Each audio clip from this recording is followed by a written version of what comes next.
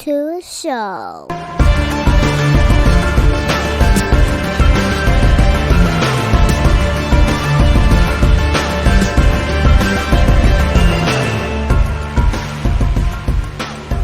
What's going on, everybody? Welcome back to another episode of Off the Mats podcast. The last few times I've been just saying, welcome back to the podcast. And then some people have been like, what? Like, no, it has a name. So I guess I'll go back to the name. So welcome back to Off the Mats podcast, I guess, because I'm not allowed to just call it the podcast, dicks. So this week on the podcast, I am going to actually have a returning guest. It's been 2 years almost to the day. Yep. Since we had my guests on here, and a lot has changed. So it was like, let's get reacclimated with each other. So all the way from Portugal this time, I have Andi on the podcast with me. Welcome back. How have you been? I've been good. Yeah, as you said, it's been 2 years. Almost. Yeah. It's the 9th of November. That's when you when was it? 2020. That was when Yeah. you had me on here for the first time. So a lot has changed, definitely, but it's been good. Good. So last time we talked, we did a lot of heavy talk on jiu-jitsu and just, that journey and everything.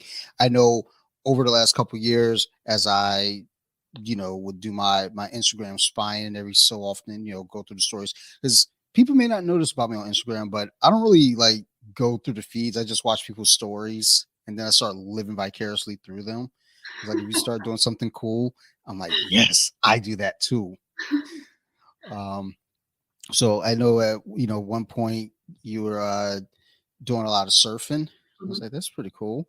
And then like you told me before we got into this, you're in Portugal now. So what took place with the move and everything?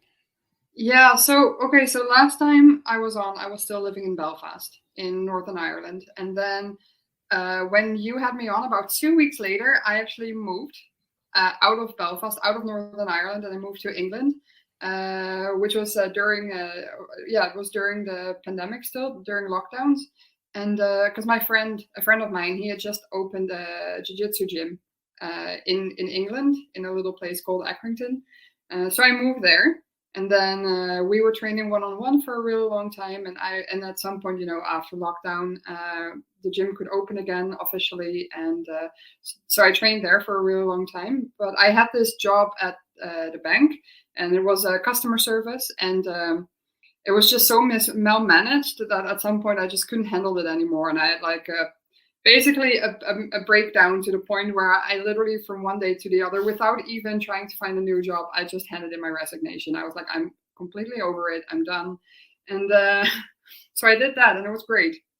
And then I had to find a new job, and I couldn't because everything was like too low pay. Like it wouldn't be able to afford my training and my house and all this kind of stuff. And so basically I was screwed. And and then because I have language skills, of course, because I speak multiple languages, I got approached by a company in Portugal saying like, hey, we can offer you a job. All you have to do is relocate. And I was like, well, that's great. I guess I'll move to Portugal. And that is how I ended up here, just because of work. And also because I was missing the sun, to be honest, because in England there's no sun. True. Or so I've heard. I've not been. That's part of the reason. So yeah, that's I totally get like getting frustrated with the job and just being like, fuck this, I'm out. I'm glad it worked out for you on the other end, because that it can be scary. So I get you. Are you still training, or has that kind of taken a little bit of a dial down for you? No, I am actually training. I didn't train for about 10 months since moving to Portugal, because in the area where I lived, I don't live in Lisbon anymore now, in the capital. I live a little bit outside of the capital, but where I lived in Lisbon before, There was not really a gym in my area. There are gyms in Lisbon, of course. There's plenty of them, but they were just too far away from me and from where I used to work. So and the couple of gyms that I tried, the level of English was so low that it was very hard for me to communicate with anyone, and that just made me feel uncomfortable because I'm a really nervous roller around new people. I need to be able to like have some kind of build some kind of rapport, before I feel comfortable enough like actually properly rolling with them. So and without communication, where I'm going to build that rapport. So yeah, that had to take a bit of a back seat. But then when I recently, like a couple of months, and when I say a couple, I mean like 4 or 5 months or something. I moved to like a different area, so a little bit outside of Lisbon, and there's actually a gym 15 minutes walk away from me, uh, and their English is not the greatest, but there's plenty of them who do speak proper English. And sometimes, if the coach and I, we have some communication issue, there's always someone around who can help translate and stuff. So yeah, that's a lot nicer. I had one training session there just as a trial, and it was like an immediate yes. I literally 5 minutes after the class ended, I signed up, and it was like, this is it. So yeah, since then I've been back to training properly. Good. That's good. And how frequently are you training right now there with them? It's 4 days a week. So it's a Monday, Wednesday, Thursday, and Friday, and then the Friday is a no gi class. Okay, cool. So it's almost kind of like business as usual, business as usual. Back in the saddle type bill. So that's good. Um, where you're at right now, what's it like? I guess like culturally, as far as just kind of out and about. Mm, like how people are, you mean? Like how people are here and if they're different and stuff from what I'm used to, or? Yeah, yeah, yep. Mm, it's very hard to say because there's such a huge gap in like how people are between like older generations and younger generations. Like older generations tend to be very traditional and like in every sense of the word like how they behave and the clothing they wear. Like sometimes when I look at older people here and the clothes they wear, I'm like, wow, this is like I'm back in the 1950s. And so that's very interesting. But then, younger people are completely different. One thing that is very difficult for me is how hierarchical people here are. Because, like, obviously, I'm from the Netherlands, and in the Netherlands, we have a very egalitarian society. If you are employed somewhere, you have a manager, of course, but your manager doesn't consider them in a position of power. They consider themselves equal to you. They just happen to have a different function within the company that they're working in. So your opinion is just as valued as a manager's opinion, for example, which I think is really nice. Then moving to the UK, that already was quite different because it's far more like class oriented than it is back in the Netherlands. But still, you can still usually address your manager by their first name and they will listen to you and they will try to like do something with your input if they see sense in it and stuff like that. And then you come here and it's like there's a complete wall like between you and management. Like your team lead, you can talk to them. They can attempt to talk to like upper management, but usually there's just a complete wall and like upper management has all the say. Everybody else can just get the finger basically. So that's very difficult for me because I like to talk a lot, and I have a very strong opinion and I like to like just jump into stuff and say like, look, this is what I see, this is what I think, and I think you're all idiots. And then, but in nicer words. But that is never appreciated. So yeah, that's quite difficult for me. Yeah, yes, I'm very well aware of your strong opinion, which I am a fan of it because there have been plenty of conversations we've had where I've been like, it's almost like when we talk, I know I don't have to hold my tongue. I can just be like, oh, okay, I know I can say these things, whether you agree with them or not. I know I can say, what I'm feeling, and it's not like you catch hard feelings because you're going to say what you feel, and it's a mutual understanding. So I, I kind of get where you're coming from with that. it's like here, um,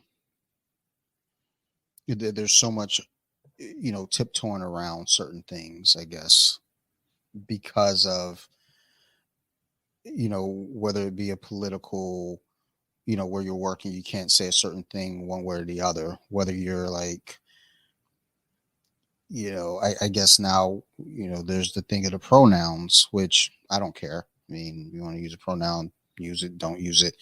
But you got some places that are just so heavy handed with how they want to handle it. Either they want to lean all the way in or they want to like kind of shut you down. So it, it's it's very edgy over here, especially now people are talking, be careful, we're about to have a civil war.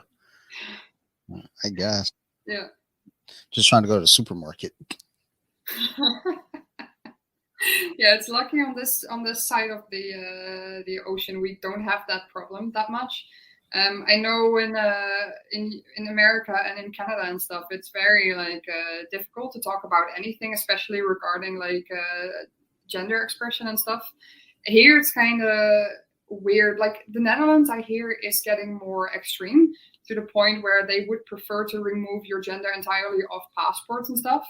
Me personally, I don't give a shit. But I'm not gonna call my mom and my dad caregivers because they're just to me they're just my mom and my dad, you know. But if other people want to do, if that floats your boat, then go ahead, be my guest. It's not my problem. But here in countries like Portugal and Spain and Italy and stuff, it is kind of funny because it's very difficult to talk about anything regarding gender in gender neutral terms because even gender neutral terms are gendered here because every word has like masculine or feminine. So even when you refer to things as gender neutral, it still ends with either an A or an O, making it either feminine or masculine. So everybody's kind of like, yep, we don't know. So let's just avoid the topic altogether. Yeah. I mean, I sometimes just feel like it's like, look, if you don't care, you don't want to do it, then don't do it. If you want to do it, then do it. Not sure why it's such a big fight. Yeah. Um, so I don't know, but that's just one of those weird things over here where it's like we have to tap dance around all of it. So with you training and everything now, because I know at one point you were coaching at the previous gym, correct? Yeah, Um, when I was in England, I was coaching ladies classes and kids classes as well. it's just right now you're just playing it by ear and just training and trying to get your reps in. Yeah, currently it's really just focusing on training itself. I also, because I don't speak Portuguese, I wouldn't be able to really teach kids.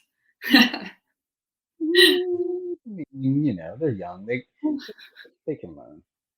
They Just can learn. Yeah, yeah. hand gestures. Like, Yeah, no, I think that right now it would be a bit difficult, but I am actually planning on moving back to England next year, and then I'll be training back. I'll be back with my gym that I was training before, but before I moved to Portugal, and hopefully, well, my coach there he trusts me a lot, and obviously I speak English. So hopefully he can either like let me co-train like ladies classes because I think they're running them at the moment under the guidance of another blue belt. So hopefully they will be cool with me like co-training or something like that. okay. That's actually something I was thinking about the other day because this came up in a group chat a while back about blue belts coaching and training. Like, how do you feel about blue belts coaching? I mean, even though you've coached, and so have I, you know, kids classes, and then you with the ladies class. Like, when people say that blue belts shouldn't coach, or really anything under brown belt, I think some places are saying, like, I guess as a blue belt coaching, what would you see, yourself, if you saw another blue belt across from you coaching, what would you be looking for from that person? Well, I don't, that's a little bit hard to say. Like, for one, I do disagree with people who, obviously, I disagree with people who say that blue belts shouldn't be coaching. Um, but maybe that's also because I come from a very different environment. The gym where I originally started back in 2018, Jiu-Jitsu Brotherhood in Belfast, the guy who owns the place, he started his little training group when he was still a blue belt himself. And the reason was sheerly because the only place available was Gracie Baja. Now, I don't want to talk smack about anyone, but that, me saying this should say more than enough. So, he just started a place when he was still a blue belt, and he started with like one person, and then that slowly grew, and at some point he managed to get his purple belt from a trainer like from outside and stuff, who he now is still under, like, he's recently like last year or something promoted to black belt and all this stuff. I trained with another guy who started his gym at blue belt. I've trained with people who started their gym at purple belt. My coach back in England, he is a purple belt, and he got the full blessing from his coach, who is a black belt in several martial arts, including, of course, jiu-jitsu. So I think when it comes down to blue belts and purple belts and stuff, teaching others, you should make a clear distinguishment, because some blue belts and purple belts, they shouldn't train, and they will probably they should never coach anyone because they're competitors, for example, or because they're hobbyists, and the main reason for them getting their belt promotion is because they show consistency, not because they have like any specific talent, or there's a lot of reasons why you can promote people. And I think when you allow blue belts to teach, you should look at like what are their long-term goals. So for me, for example, I don't really like competing. It's not my thing. It makes me feel uncomfortable because I'm just really nervous, and when I step onto the mats for a competition, the only thing I'm thinking about is like, oh my God, someone is going to break my arm.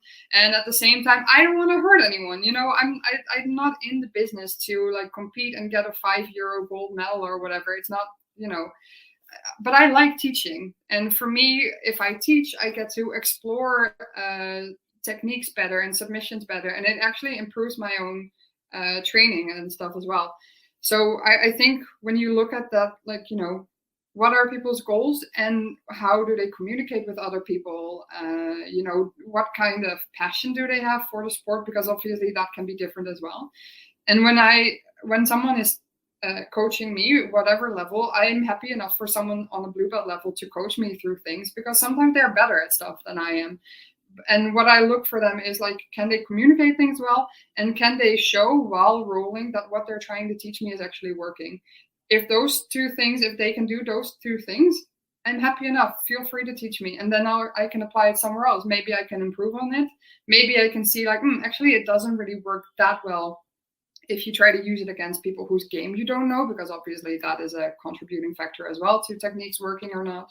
So yeah, I think it really depends situation to situation, but yeah, that's what I would say. But I'm happy enough for blue belts and purple belts to coach. I agree with you. I think just hearing, because when I really think about it, I don't know that I've actually ever met anyone in person or had an actual conversation with who felt like, oh well, blue belt shouldn't coach. Like one person, I think he had made a comment in the chat. This is when I was coaching the kids class, and it was like, wait a minute, you coach? I was like, yeah, it's kids class. I mean, and he seemed baffled. But that might have been the only person. Then, like, I see a lot of regular, online chatter about it. But that's the internet for you. People have lots of shit to say, but nothing to really, mostly just trolls, like, you know, talking shit. So, yeah, I think that's where that kind of stems from, that question just in my mind, because it's like, let me like have this conversation with somebody because maybe I'm just bugging out. But Yeah, honestly, I think the biggest group that have a problem with lower belts teaching, and also with like lower belts promoting other people. I don't mean like blue belts promoting white belts. Like obviously that's not gonna happen. But like there's places, for example, where brown belts, they own a gym, they're the head coach, and they will promote someone to blue belt or from blue to purple or whatever. And I hear a lot of the people who have a problem with that are usually people either in Gracie Barra or like somewhat, gyms that used to be Gracie Bond and then changed their affiliation or whatever. There's some things that you could say for like promotions. I'm a little bit, to a certain level, I agree with it. I think you can, as a brown belt, promote people like to blue belt. You can, as a brown belt, I think you can promote someone to purple belt, but I think you should have the blessing of your personal, like your black belt coach, for example. But yeah, overall, I'm just like, I think people that have those opinions, that think that you can't do promotions and you can't coach and stuff. They're just very I don't know. I feel like they're a little bit in a cold or something like that, to be quite honest. Like, or have at least have some kind of cold mentality. I know of a few. Well, I wouldn't say I know them personally, but I'm aware of a couple. Gym owners who started their gyms as blue belts. They're black belts now, Mm. and even looking back on that and thinking, it's like, well, I mean, the individuals who are super against that, it's like, I mean, it's not like the blue belt was being reckless or anything. They're just like, oh yeah, let's come in here and learn techniques terribly. And I don't ever want to have a higher belt come in here and try to show us things to do. No, it seems like the couple that I've known at least, definitely embraced having other instructors come in to help and build that program and teach. Whether it be guests, teaching a class or just in general teaching them something, then they take it back to the group. So I think it's fine.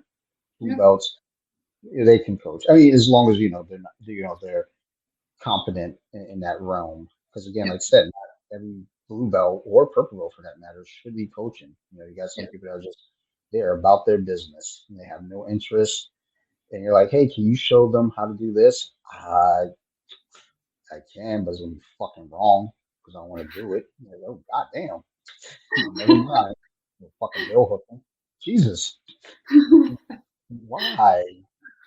I actually have a old friend who he's a really good guy, blue belt, and I think he explains things very well. But I think he's really into like the super flashy like moves and like just impractical things, and it's like, I mean, dude, we gotta crawl before we can run. You're trying to do a marathon. I can't even walk to the fucking refrigerator yet. Chill. Um, I don't know. It's fucking weird. I tell you. Yeah, when I teach, I like to just stick to basics, because I feel like as a blue belt, I have enough grip on fundamentals and some more difficult stuff to teach.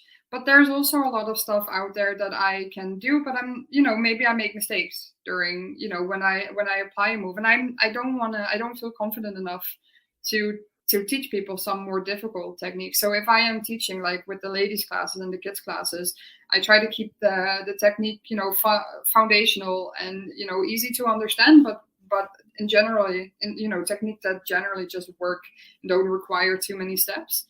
And I'll never sometimes students, they'll have questions, like, oh, but what happens if I do this, or can I not make a technique like look prettier?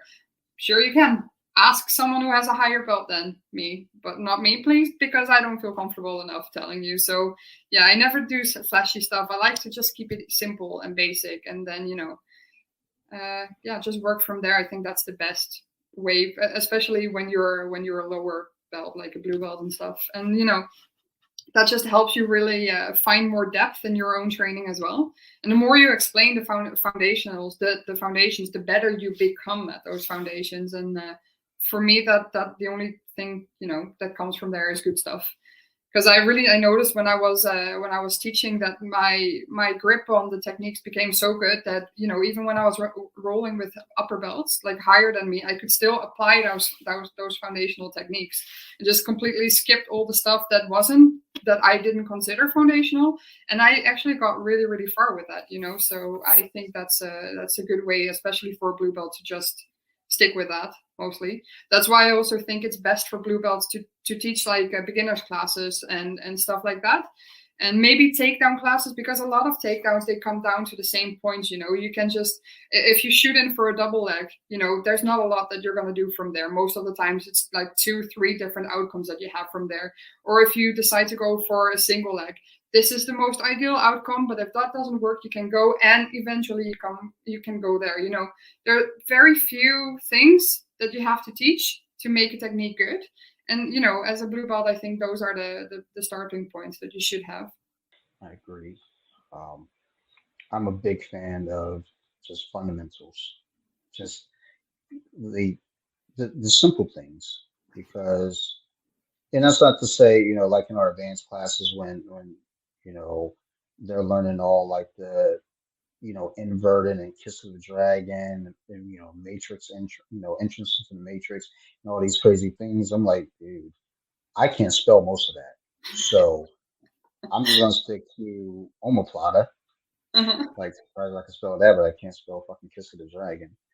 But um, it's I think it's always important for blue belts to still take those basic classes just to fine tune the fundamentals, because they're always going to be there for you. Yep. Like Haja Gracie, you know, uses your basic collar chokes, on black belts and winning high level matches. And that's not say that everyone else out there isn't using other techniques, but it's like, look, man, it's Haja Gracie and he's doing it. So, Yeah. and granted, he's special. He's a unique individual, big boy, but still, it's like get really, really, really, really, really, really good at those fundamentals, and it's easier to explain those things too, and Yeah. just makes more sense. Yeah. One of our coaches at my gym, he's a blue belt, and I think he does a great job, because I think the important thing is when you're handed the technique to explain, and his breakdown of the technique is great.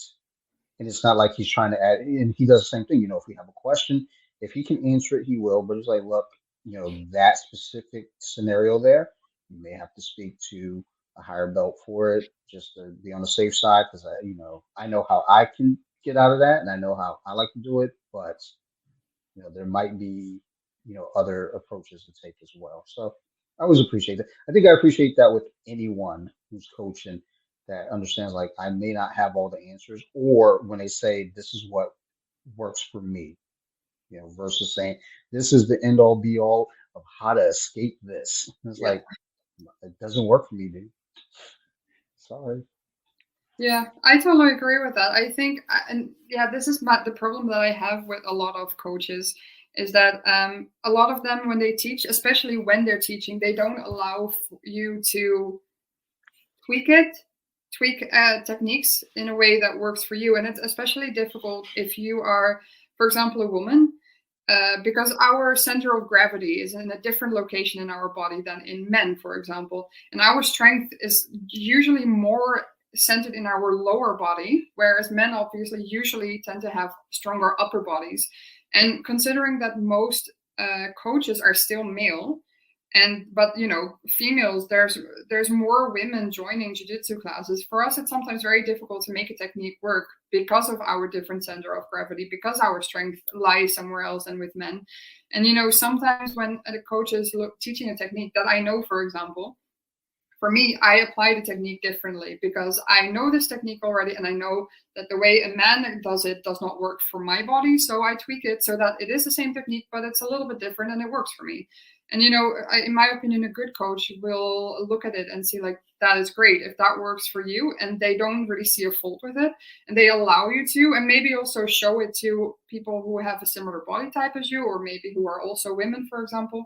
I appreciate it. I think that is a good coach. But I think a lot of coaches are very stuck with the idea, like, I have the black belt, I have the knowledge of the universe, like, stuck in my little belt, and everybody else's opinion is trash. And then they get angry because you are showing another woman the technique that works for you, rather than what the coach is strictly teaching. And that, in my opinion, that's a nightmare, you know. And just because you have a black belt doesn't mean that you know everything. You don't have the lived experience of someone else, you know. So sit down and allow that maybe someone else can tweak this a little bit so that it works for different people. That's one of the things I do enjoy about my coach right now. He's very open. Other students will ask questions in class, and he's open to the idea like, there's more than just one way to get out of this, or there's more than just one way to do this move. Again, though, this is just, my preference. That's what I'm teaching. It's comfortable to me. Like he'll teach the bow and arrow choke. And, I know I learned to do the bow and arrow, once you get the back, get the thumb in the lapel, and then take the other hand and you grab the pant leg and draw back. And he had been recently showing go under the arm instead of grabbing the leg and draw back. For me, that doesn't feel as secure. And he didn't chew me out for not doing it that way.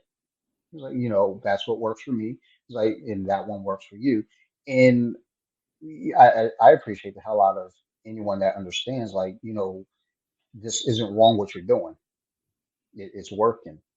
It's just, look, I showed it this way because it's a preference. And I think for him, in the explanation, it was easier to get to that place under the arm versus reaching down for the leg. It takes a Hmm. little bit more time to get there. So like, Yeah. okay, that makes sense. I get what you're saying.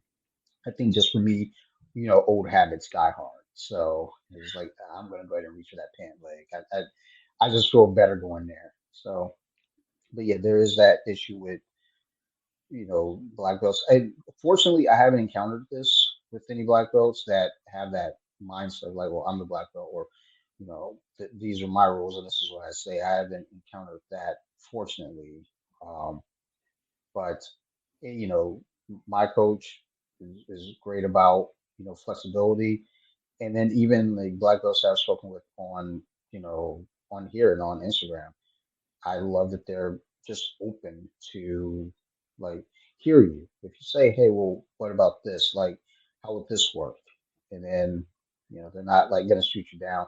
I find the people who tends to shoot people down, especially again on social media, tend to be you know lower belts who are claiming to be higher belts. We had a guy claiming to be a black belt and telling me one of the techniques that I reposted was garbage and I should take it down. That's stupid. I was like, no, I'm not gonna do that. Like, no, that's not happening. He continued to berate me. I'm like, wow. And I'm looking, I was like, you're a black belt? Under who? Like like whoever promoted you, like, wow, we definitely didn't look at your character. You're a shitty human. Um, Maybe he's not. He might volunteer. He might help old ladies cross the streets. I don't fucking know. But Hmm. in that interaction that I had with that guy, I was like, yeah, I wouldn't trust you with my grandma. But yeah, I completely agree with you across the board. Not that it matters. So I know at one point, like I said earlier, you were surfing. I guess here in the U.S., I get more so over in California. That's kind of a big connection, surfing and jiu-jitsu between the two. What drew you to surf? Had that always been something you done, or was that kind of a newer thing that just came? I was like, you know what? Let me go ahead and give this a shot, or you know, let me return to it. Yeah, well, honestly, I was just curious because, like, I really like being in the water and on the water, preferably in the water. And you have like better weather here than in the UK and in the Netherlands. So I thought surfing is probably a thing here. And of course, here in Portugal, you have Nazaré, which has the highest, close to or the actual highest waves in the world. So high that I would never know. That's a big no. Just no, because they're like high as skyscrapers. They terrify me. But I was like, that there has to be a surfing culture here in Portugal, and I was just honestly just very curious about it. So when I just moved here, I think pretty much the first weekend, I immediately signed up for just a surfing class just to try it out, and I really enjoyed it. And then I bought like a package of like 15 classes or something, In the end, I didn't actually continue surfing because it got to December and the water started to get really cold, and I have terrible blood circulations in my extremities. So there was just an absolute nightmare for me to be in the water. And I had a couple of kind of scary experiences where the wind was just very, very heavy, and it started to get really cloudy, and I kind of got like separated from my group, and I was just kind of like out in the open, like on the green waves, so the waves like further away, and I was just there like, and waves just kept coming, and I was getting really tired, and didn't know where my group was, and at some point I just got swept under, and I was like, oh my god, it was a terrible experience. So I got a little bit like, because of the season and because of the cold and stuff like that, I just kind of got deterred from like doing it for a couple of months. And then I started getting back to fitness and jiu-jitsu, and I was like, oh my god, I'm just too tired to just surf on top of that as well. Like I feel like my body is just not getting a break. So instead I purchased a longboard and I started longboarding. So yeah, I switched from the water to the streets. Fair transition. My buddy, I want to say last spring, was out longboarding, and he's always trying to get me to do these all these crazy things with him. I'm, I was like, no thanks. That like, well, I guess the trade off was okay. I'll go longboarding with you if you come to jiu-jitsu with me, Mhm. and he hasn't come to jiu-jitsu with me. So I was like, well, I'm not gonna go longboarding. Fuck off. Like that's how this like, look. This is an equal trade thing. I'm not gonna go longboarding, fall off, crack my skull, and get laughed at. Like if that's the case, you got to come get on the mat, get choked out by a 12-year-old real quick, so I can laugh at you because they can do it. Like I got beat up by a 14-year-old. That's what made me do jujitsu. I went for the trial. That 14-year-old beat me up, and then I was like, well, fuck, I got to stay here because I got to get my revenge. I never did. He was a guest on the podcast once. And I He told him, I was was. like, hey, man, That's like, awesome. he's like, you're the only reason I stayed there because I was trying to whip your ass the next 4 years. Like, and I didn't. I never could. He was just that fucking good. So, Yeah, like, yeah. and maybe I was just that bad. I don't know. But yeah, longboard, and that's, I see it. I'm like, oh, that's cool. I don't know that I can do that. I always say I have good balance until I get on any kind of like board with wheels or roller skates for that matter. I'm like, fuck your balance, Dante. Yeah, it's also, it is obviously about balance, but it is also about just the biggest thing is just putting your weight in the right place. Because I remember when I was a kid, I had a skateboard and I never used it because the very first time that I tried it, I immediately went flying backward because I just, I was a kid and I had nobody to teach me, so I didn't know where to place my weight, and I was like really straight up and stuff, and I just went flying, and I was like, I'm never getting on a board ever again. But then I got another board, and I happened to know that my TL in my job, my team lead in my job, then he was a longboarder as well in Brazil. He came from Brazil, and he used to do some crazy shit back there. Like they would steal, those orange police cones and stuff like that. They would just like blatantly steal them and then put them at the top of like a road that was going downhill, like really steep downhill, and then put the other ones at the bottom, so that it looked like there was a blockade on the road, and they'd be safe from cars, and they just hop on their board at the top of the hill and just go down with like 16 kilometers an hour, just barreling down. And there was a slight risk of death, but they would do it anyway. So I had enough faith if he could do that, that he could teach me how to longboard. And then he was looking at my posture and he said like, yeah, there's just everything wrong here. Like your knee isn't bent and your weight is too far back. And he also told me that my board was too small, so I bought a new board that was bigger and like bigger for my, better for my height and stuff. So yeah, then I learned, but I have absolutely no doubt that if you have a good balance, you can learn how to longboard. But it's just best if you have someone to tell you like, what, yeah, like how you have to do. And like, for me, for example, I was like really stiff as well, and I like was putting a lot of like strain on my muscles.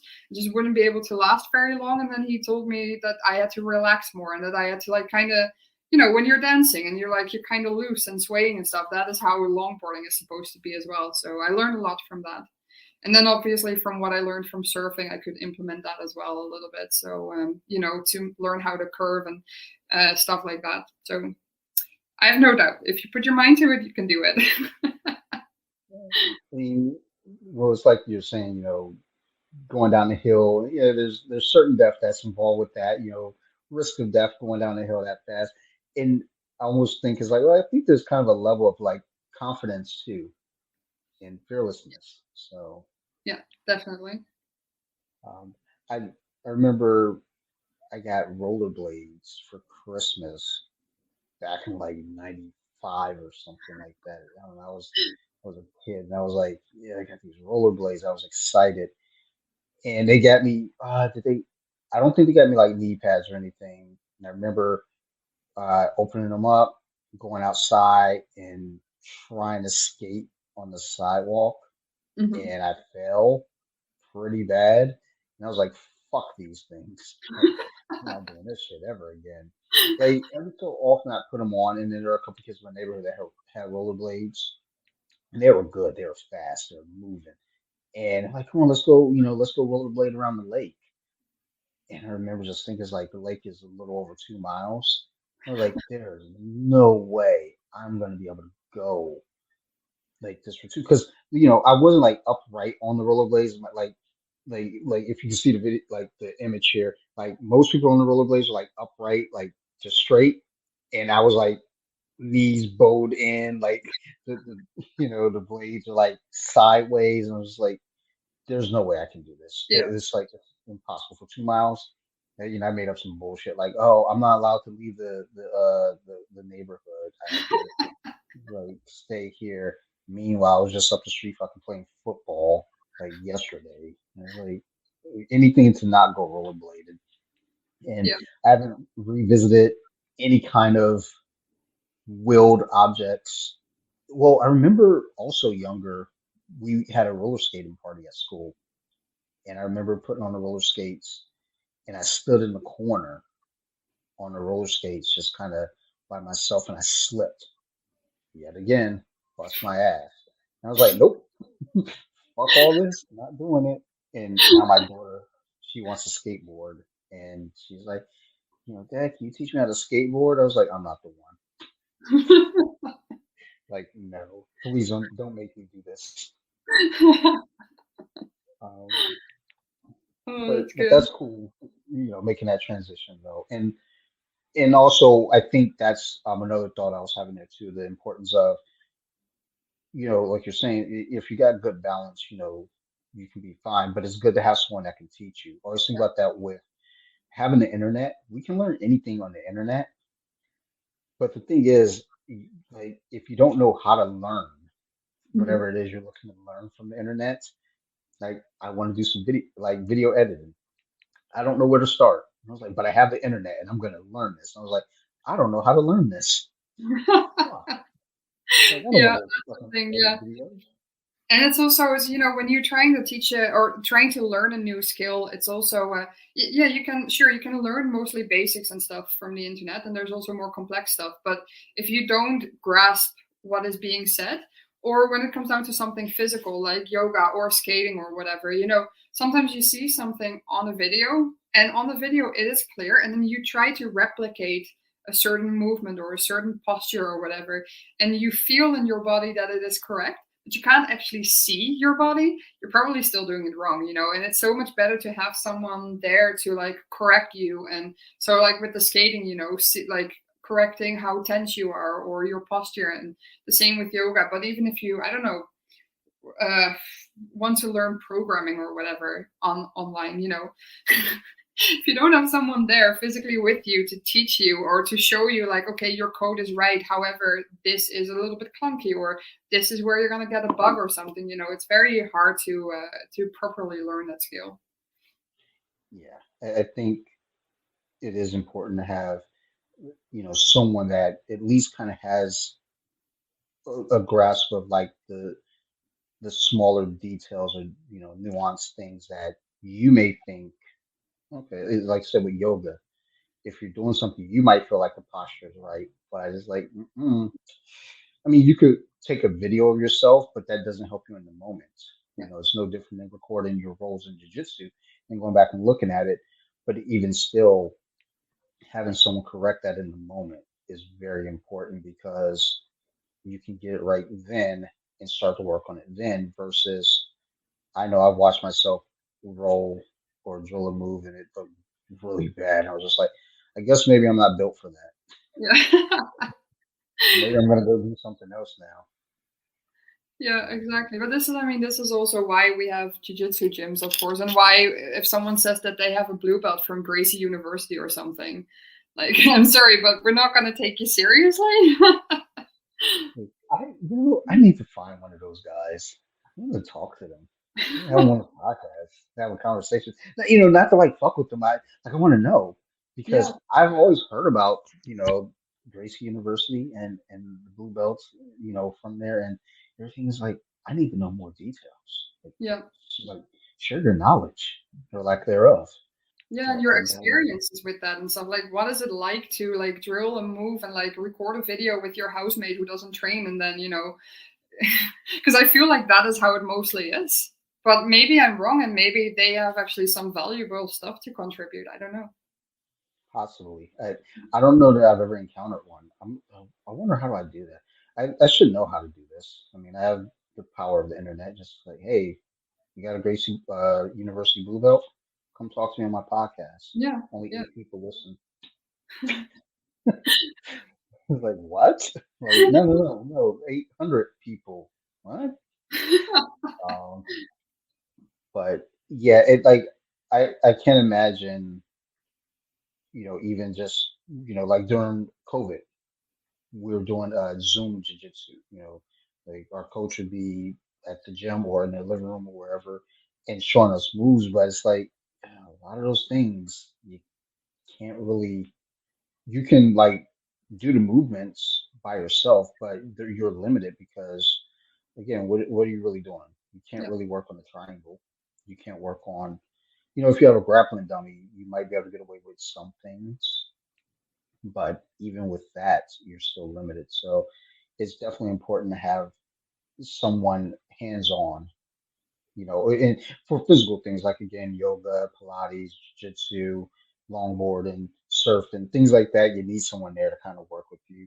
But if you're doing something that can be done online, such as sound editing, video editing, programming, stuff like this, like okay, you can have someone just kind of tell you like, hey man, you might want to tweak this here or there.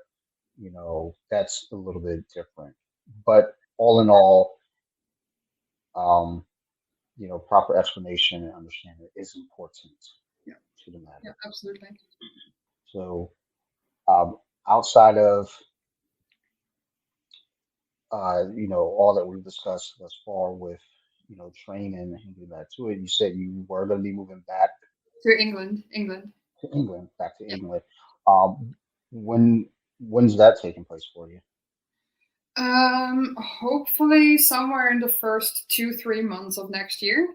January is probably going to be a little bit difficult, but I hope somewhere February and at the latest March. So yeah, that would be ideal. I can't like to be honest. I would probably move back if I could now, but I still have some stuff here that I have to do. Like I have a very important tattoo appointment in December. So I can't skip that. And also I don't know like how into like international politics and stuff you are, but the UK currently is a bit of a mess. They are at their third prime minister in 1 year, so they're really messing up right now. And everybody is dealing with inflation, but in the UK, the inflation on gas and electricity it's like 251% or something in a single year. So if I would move back now, I probably would die from freezing to death or whatever. So really have to see like what's going to happen in the next month and everything. But yeah, hopefully February or March, something along Well, those lines.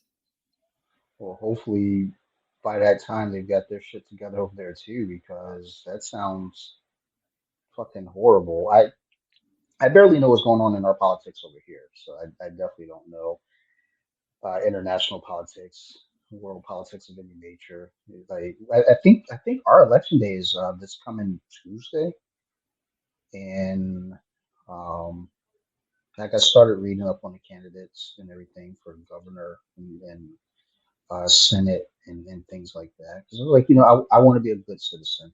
I want to I want to do my part. So I started reading up on everyone. But I'm kind of the example of why we shouldn't like I think our voting process needs to be tweaked. Because I was looking at like, all right, who's good looking? All right, all right, that guy's got a chiseled jawline. Look at this guy. Let's see what he's about. Oh my God, that's not good. I almost voted off looks alone. That would have been terrible. Whew, I'm glad I read. Oh, look at this girl. She's pretty. Like, oh fuck. Like I can't help it. Oh no. So, but I did actually do some homework and look into who I was voting for, and I did my votes. I know people are probably now looking like, oh, like let's go look at shit in Maryland. Oh, he talked about that guy. He didn't vote for that guy. All right, I know who you voted for. Man, fuck y'all. I vote for who I vote for. To I be did my honest, when it comes down to politics and voting and stuff, by this point, I think we should all just stop. Like, stop voting, stop going anywhere. Because, I mean, if you look at America, like your political system with your two-party system is, if you think about it, it's absolutely bizarre.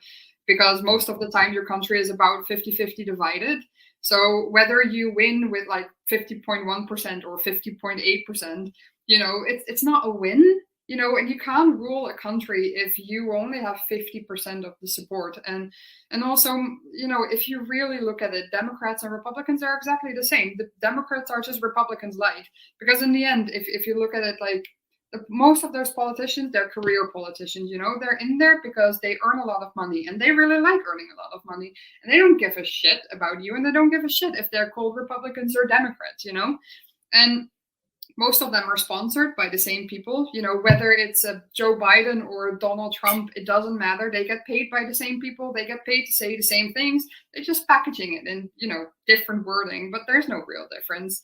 And there's never, as long as, there's a lot of people saying like, oh, well, if you don't vote, then you don't have the right to complain. But in my opinion, if you don't vote, you're actually doing a good job because voting doesn't matter. It really doesn't, I think, in my fair opinion. And it's the same uh, everywhere. It's the same in the UK. It's the same in the Netherlands. When was it? Like earlier this year, I think. I wasted 13 hours of a day watching, yeah, I'm not even joking, watching a political debate back in the Netherlands. There was a unanimous vote of no confidence against the prime minister, who has been there for way longer than he should. Like every single day is too long of him, even existing in politics, let alone being the fucking prime minister. And there was a unanimous vote of no confidence. So there was this big 13-hour debate, and it was brilliant. They were absolutely ripping this asshole a new one, and it was great, and I loved it. And by the end of it, they had to give their final vote, and they said, you know what? We'll just give him another chance.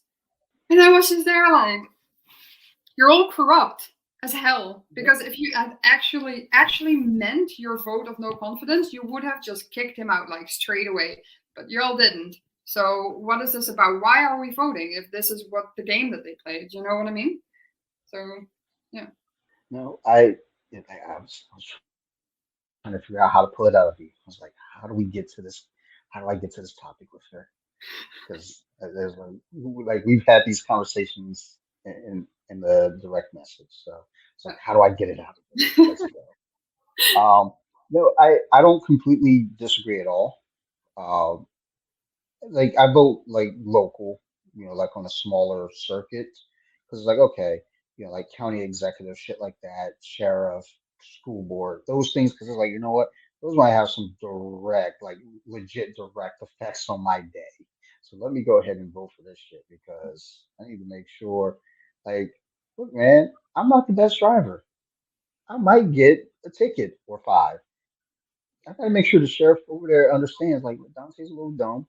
Like, have some patience with him. Not someone that would say Dante deserves to be let go because he's stupid, but just like, look, understand this guy. He's not doing it because he's a bad guy. He's doing it because he's just a little dumb. Like, punish him in a way that, won't completely fucking cripple his family. But, when it comes to, the bigger picture of it, it's like, I think it's been going around the last couple of days, especially like one thing that like if you have like red ants and black ants in a bag, they're all just kind of cool, they're coexisting. But if you shake the bag up, then they attack each other because they think the other one started it, and it becomes this massive thing. That's what we have here in the U.S. right now. It seems, where again people are like, oh, we're prepping for a civil war, and you know, you know, blame everything on Biden, blame everything on Trump, blame everything on Obama, blame everything on Reagan. It's like Jesus Christ, dude. Like, I mean, we're kind of at fault too because we played along. We Yeah, didn't with them. So, yeah, we can say blame these lightning rods, these figureheads, but you know, and it's not just the presidents though, because the presidents, you know, again, when something goes wrong, we look at the president, but it's like, vote, things have to be voted on and approved by like, other, politicians like our representatives and senators and what have you. But, as soon as something goes one way, we're like, oh, it's the president's fault. Or if something goes right, it's like, well, president did that. That's good. Well, not this president. Like that came from the last president. Like that didn't come from this president. Yeah, but it's happening now. Yeah, well, there's this carryover, and da da da. You have to understand how this cycle of this thing works. And it's like I don't. I don't. It's always funny that whenever these types of topics come up, actually, everyone on Facebook becomes a political like science major. I was like, dude, I'm pretty sure that Wanda works at Walmart. What is this woman talking about now? Like Uncle Gary? Oh, that dude, he's been drunk for most of the month. And like all of a sudden he knows everything about politics. Sometimes those are the ones that be knowing though. Those drunk ones, because they like it's just so silly. They just can't help but get drunk. yeah. But Um, yeah, yeah, I do with I really do that ant analogy that you had with the red and the black ants. I really like that one. I've heard it a couple of times, and it is really true because I think that is exactly what you say. It is also what we do. Like we start attacking the other, and we become. I think social media really contributes to that, and especially like how social media algorithms work. Because if you look at one video on TikTok or Instagram or whatever, and you like that video, it's starting to show you more of that content, and sometimes more extreme forms of that content as well, and it kind of starts like automatically blocking out other content that is opposed to the content that you like. So you kind of start, sitting in this echo chamber, and but then on top of that, the stuff that we usually see on social media, it's quite mild. But if you like content and at some point that content gets blocked, for example, because it goes against the values of the platform that you're on, then you're going to start looking for that content in other places of the internet where there are less restrictions, where they're probably going to give you more extreme content. Like, for example, if you identify as an incel or whatever, involuntary celibate, and you go on Instagram, you can find some incel stuff on there. We had Andrew Tate for a real long time that was really fueling that incel, mindset. But he's been blocked now. He's been banned from all those platforms. So people start looking for that information in other places. They're gonna stumble upon incel forums, and they're gonna stumble upon like incel.io, or I think it is, or whatever, where they have such extreme content where they will literally talk about like glorifying people who murder women, for example, or like where they will say that women are terrible because they would rather have sex with a dog than with a human male, blah blah blah blah blah.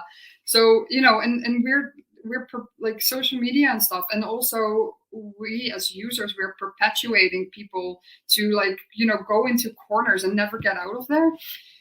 And I think one of the most bad things that we say is like, well, social media platforms, they're private companies. They can do what they want, right? So and sure, that is true. If they don't want certain content on their platform, they can ban it. But on the other hand, is that really what we want?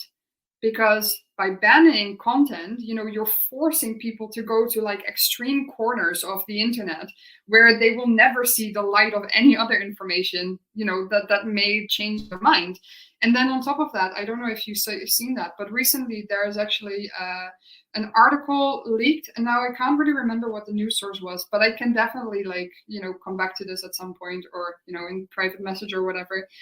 Um, but it was actually leaked that governments on purpose will contact like companies like Facebook and stuff and Instagram and tell them to, you know, block like false news, you know, like fake news or like perspectives that they don't even like.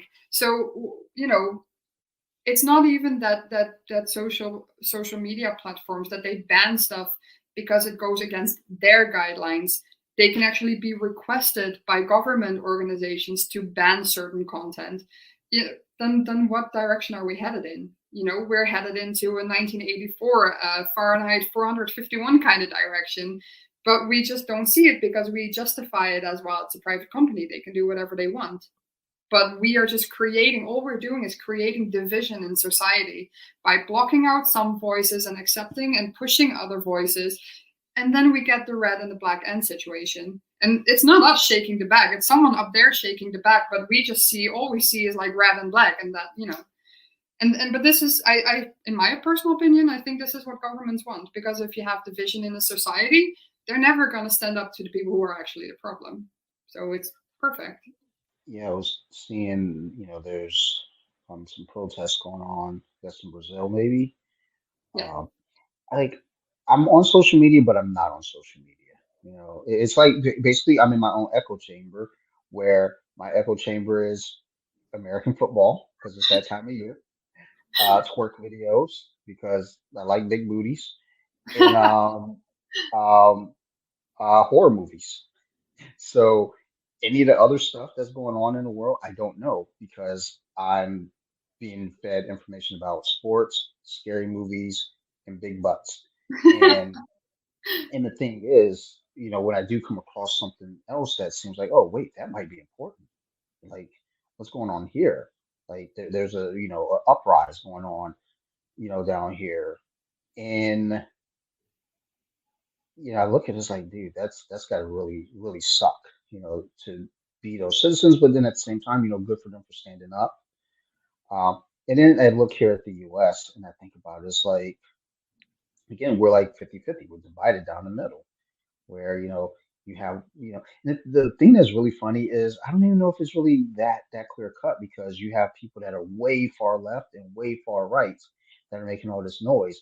Then there's a bunch of us in the middle of that pile that's just like, look, man, just be cool to each other.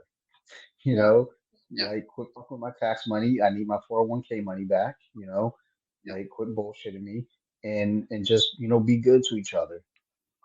It's just so many people just out for themselves. And and it's, I don't know, it's sad because I know I joke about, like, I think our Powerball lottery it should be at 2 billion by the time it runs next. I think on Monday, maybe, or Tuesday. It should be at $2 billion, $2 billion lottery. And it's like, I joke with my wife, was like, if I won that, I mean, I don't need, because it's going to get taxed down, so you'll get a billion. I was like, I don't need $1 billion. Like, but I would, I want to help the fuck out of a lot of people, Mhm. you know, and still make sure, you're taking care of your own business and take care of life at home. But, I look at, like, our politicians. These motherfuckers have that power. They have that ability. Yeah. And they're just like, nah, you know, we're not helping people. And, they'll do stuff where they say they're helping people. And it's like, yeah, it's not helping though. You're putting on a fake, fake smile, making it seem like you're helping, Yeah. and all you're doing is making it worse. And sometimes you might help one group, and it's almost like they know, like, if I help this group, I know we're going to piss off another group. So let's just do it anyway. It's like, why not just help everybody? I think, and I don't know this fully because I don't know shit about politics, but I know our governor, our previous governor, Larry Hogan, a lot of people weren't fond of the guy. A lot of people really enjoyed the guy because they thought, like, look, he played down the middle. He was a Republican governor, and Maryland's typically a Democratic state. Um, and I think he did things where it wasn't like, look, I'm favoring conservatives. I'm just trying to favor Marylanders. And I think some people are like, well, you should help more of us on the liberal side, and you got people saying you should help more of us on the conservative side. And he's like, look, I'm trying to help all you motherfuckers. Like it's not a red versus blue. Like this Mhm. is a Maryland thing. So I'm trying to help us.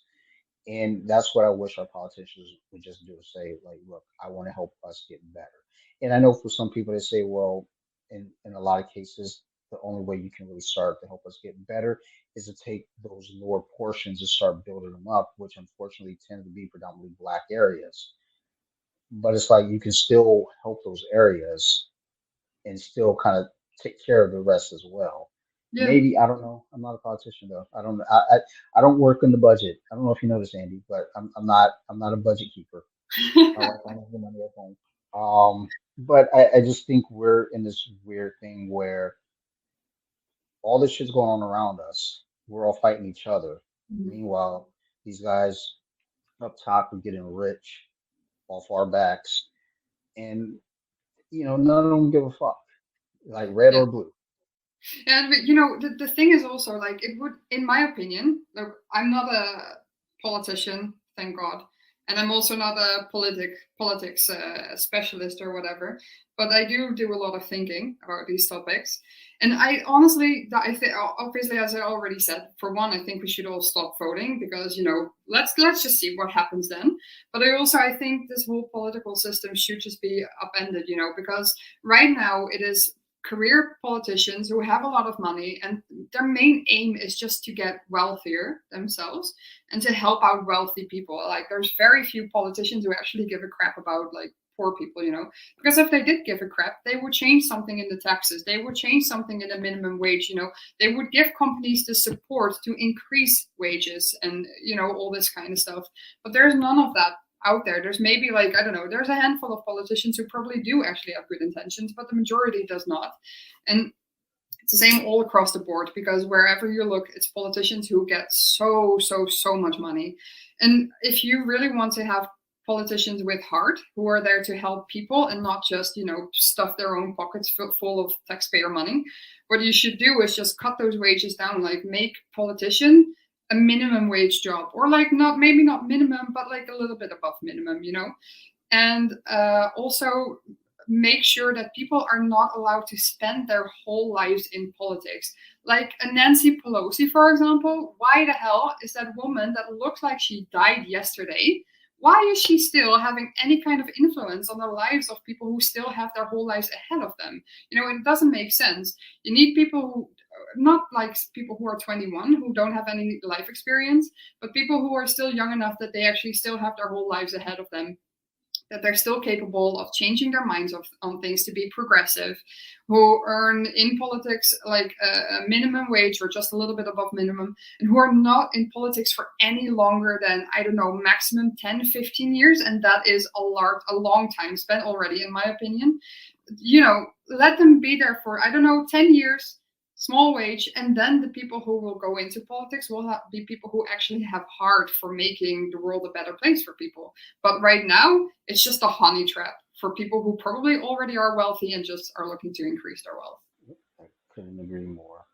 And until and the thing is, I feel like a good deal of us know this. We're aware of this. Then it becomes the question of, okay, your suggestion is like everybody stop voting. The unfortunate thing is with that is, a bunch of us say, all right, you're right, let's stop voting. But then there are going to be the nefarious ones that are like, aha, but it's still there. We're going to vote. We're going to get our guy in. And it's like, oh, fuck. Yeah. He's got control of the nukes. Um, but it's like I think a bunch of us we are aware and agree with like this system is fucking trash.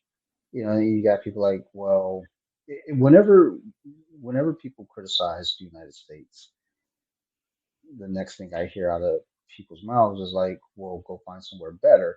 Like, go try living in North Korea. Go try living in, you know, Cambodia. They list all these places that are fucking horrible. It's like, Finland's pretty nice. Like, why didn't you suggest that one? Like, Germany out here is like good now. It sounds like it's pretty nice over there. Yeah. I got a couple friends from Germany that are over here that they're like, yeah, it's really good over there. And then people are like, well, why are you here then? oh, want to, spread my wings. Like, trust me, there are Americans over in Germany as well. It's like people always want to suggest the worst case scenario, and it's like, well, why don't you suggest the best case scenarios too? You Yeah, know, it's like because the world, like outside of the U.S., I don't know if people know this, but outside of the U.S., there is like, you know, promise out there. Um, they're pleasant places. So, but as soon as you criticize the U.S., people are like, "Well, leave," and that's for both parties. Whenever Democratic president gets in, and people are just like, "I'm moving," and then they don't move, and then Republican president gets in, then you got Democratic voters like, "I'm leaving." It's like it's not that easy to just pack up and move. Like first off, yeah, and second off, you're not leaving. You gotta do it like you know. Um, citizenship and all that shit. Like it's difficult. It's not an easy process, dummies. yeah. So True. And it also it shows another thing, like this mentality of like, oh, my guy didn't get into office, therefore I'm leaving. It also shows this mentality of that people don't actually want to put any effort into bringing on change. And I think this is such a problem. Like there are many of us who disagree with the system as it is, whether that system is just politics, whether that system is like capitalism, it doesn't really matter, but none of us actually really want to put in the effort to make a change. And I think the quote from Malcolm X here that immediately comes to mind. I shared it on my story actually earlier today, and it's really fitting here as well. It's like we don't lack numbers, we lack organization. Like we're not outnumbered, we're out organized. That is the exact quote. And I really think that is what is happening, because there are a lot of people who are unhappy with like how we are forced to live our lives, how our political systems work. Most of us feel tired and unhappy and depressed, and we feel locked up in the system as it is. And we feel this pressure of like your bills always competing with your salary and stuff.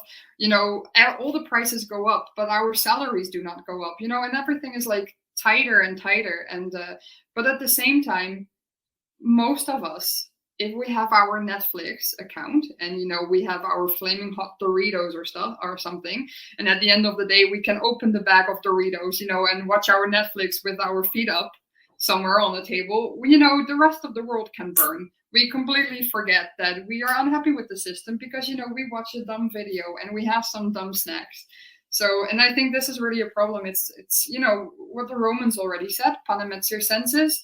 Give the people bread and give the people games, and you can just fuck them around. that's a big fact there, my friend. Well, let's wrap this up because I got a feeling right now I'm about to get canceled. You're like, fuck Dante, how dare you? How But dare you have an opinion? Oh my goodness. well, yeah, how dare you have an opinion that doesn't agree with mine? It's like, well, I mean, look, let me just tell you, if you all knew what was fucking going on up inside this fucking grapefruit brain of mine, like, you guys would be like, oh my god, like, this guy really likes fucking circus clowns. Like, what the fuck is wrong with him? Oh yeah, that's Um, a good question. Yeah. like, trust me, I asked my therapist this every time, like, am I gonna be okay? She's like, so how are your grandparents doing? Like, way to avoid that fucking question. It's a simple yes or no. Like, why do you hate me? Yeah, so, how's your daughter? Like, you won't even answer that. Um, this this has been good. This has been fun, and 2 years is too long to Yeah. not have you on the show. So we got to do this again, and um, I'll come with some actual like homework and studying this time. So we can get back into this topic, and I'm like, all right, I'm ready for this. I'm just gonna start throwing facts at you. But before we get out of here, you got any shout outs or mentions you'd like to throw out there? Yes, there is actually. You know that I'm a really big fan of like charity organizations and stuff. And there's one project that I think definitely deserves a shout out, and it's called shit. I'm gonna mispronounce this because it's a Brazilian name, so my apologies in advance. But I think it's pronounced Terere Kids Project. The way you write it is a T-E-R-E-R-E. Kids Project, and they are a brilliant organization. They help. They're located in Rio de Janeiro in Brazil, of course, and they help kids in favelas to to be away from environments of drugs and violence and stuff. And they're offering kids a safe environment to learn jiu-jitsu and also learn how to be like good, not just productive members of society, but like members of society who actually go on to be like leaders of their community and stuff. And the guy who started the project, he is he grew up in the favela as well, and he was the first one from that kind of social background to actually make a name for himself in the jiu-jitsu community. He went through a whole situation of like drug abuse and all this kind of stuff, but he just completely got over that, and I think it's such a brilliant project. And I think really that people like this need to have more attention in the world. Not our presidents, but definitely people like this who actually, who actually contribute to society and actually try to do something good. So yeah, that is the shout out that I would like to give. Thank you. I'll make sure to put that in the show notes. If there are any tags or anything, I'll make sure to get those in the notes. And as always, everybody who's listening, thank you for support. Thank you for listening to the show. Thank you for everything. If y'all have any questions, concerns, criticisms, want to be a guest even, reach out to me. You can find me at bjj.wiki on Instagram or Off the Mats Podcast on Instagram. I've been checking that email lately, offthemats2020 at gmail.com. Y'all can send stuff there too. I keep telling y'all I don't check the email, but I've been checking it for the last month now. Y'all can send me no emails. I'm getting a lot of weird stuff from like Pakistan and stuff, asking about if I want to buy some gis. But other than that, send me some emails too. Um, you know, I'll read them this time. I want to give a big shout out to my good friends over there at Nerd Rage Radio, Bobby, Chris, Joe, and even Marilyn Phil. Love you too, buddy. Um, those guys got me started with podcasting. I've been on the show quite a bit lately with them, and Marilyn Phil and Joe have been doing quite a few episodes with me on So You Like Horror, and even here on Off the Mats upcoming. So, love you guys. I appreciate everything there. Also, want to give a shout out to my other podcast, So You Like Horror. If you like scary movies, go check it out. We talked about The Exorcist recently, the newest Halloween installment, the newest Hellraiser installment. We're having a lot of fun over there, so go check it out if you like that kind of stuff. If you don't, then don't. But if you do, go check it out, and then give me a follow on Instagram. So You Like Horror, all the words are separated by underscores. Otherwise, I appreciate the fuck out of everyone. You guys are great. I love you all. You guys keep listening to the show, and I'm gonna keep making it. Thanks, everybody, and ciao.